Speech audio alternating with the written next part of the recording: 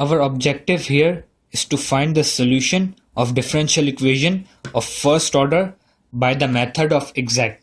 Here, m into d of x plus n into d of y is the standard form of differential equation of first order that can be solved by the method of exact, where m is a function containing variables x and y, and n is also a function that contains variable x and y. Now, every equation should be of this form or should be brought to this form so that we can solve it by the method of exact. Now let's look at a solve example to understand it more thoroughly.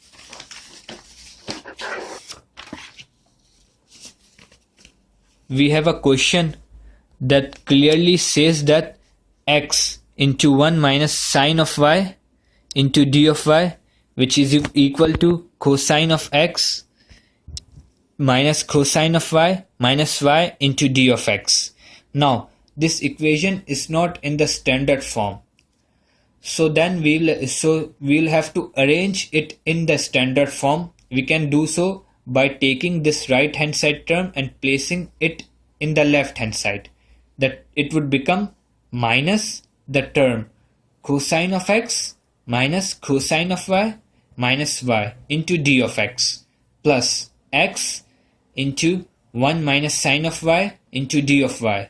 Now, it can be further solved to it would become y plus cosine of y minus cosine of x into d of x. Now, and x minus x into sine of y into d of y. Now the term with dx we will take as m, and the term with dy we will take as n. They both terms contain variables x and y. Now, first we'll have to check the exactness of this equation, so we can decide that either this equation could be solved by the method of exact or not. To check exactness, we will first have to derivate m with respect to y. It means that with the m function y plus cosine of y minus cosine of x should be derivated with respect to y. It would become y would become 1 plus cosine of y would become minus sine of y, and minus cosine of x would become 0. Now, secondly, we will have to derivate n with respect to x. We have n function, and we have function of n to be n minus x into sine of y. So the derivation of this function with respect to x would become 1, x into sine of y would become sine of y. By taking these both derivatives, we found that they are same.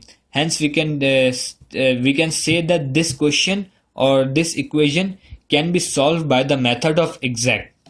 Now, for the solution, our first step would be to integrate m with respect to x. We have m to be y plus cosine of y minus cosine of x as decided before. Now, we'll have to integrate it with respect to x. Y would become x into y, x into and cosine of y would become x into cosine of y, and cosine of x would become minus sine of x. Then, secondly, we would have to integrate n with respect to y.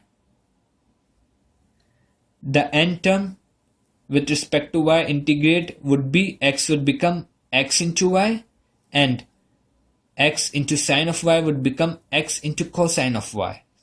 Now, by knowing these two terms, we could add up these two terms here with a condition that the common terms would be placed just once. The common terms here are, they both terms contain x into y and x into cosine of y. So that these both terms will be placed only once, like we have here.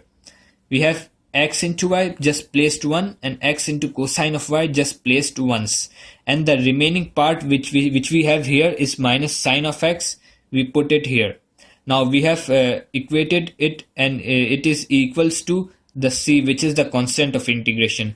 So that the whole answer of this question is x into y plus x into cosine of y minus sine of x, which is equals to c.